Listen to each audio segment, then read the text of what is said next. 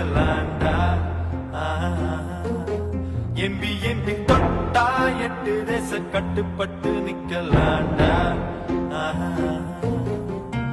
அடிச்சா வச்ச குறி சிக்கணுமையோ, குடிச்சா சமுத்திரம் மாட்டணுமையோ, நினைச்சா